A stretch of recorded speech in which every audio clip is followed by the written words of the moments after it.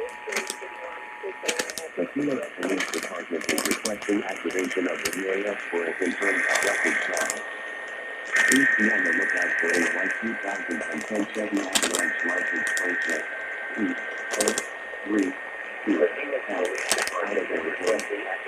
The victims were a commercial child and they were 6 years old.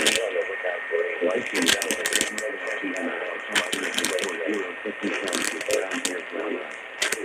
The victim was light green wearing a red shirt with a flash of a yellow light or license.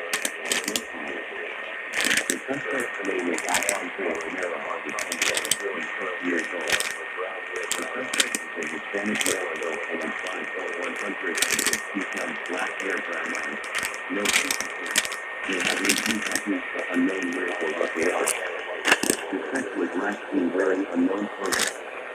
Date of abduction is August 2022 at approximately $1,700 from F-15 Auto and W Vineyard RV of the mother's residence.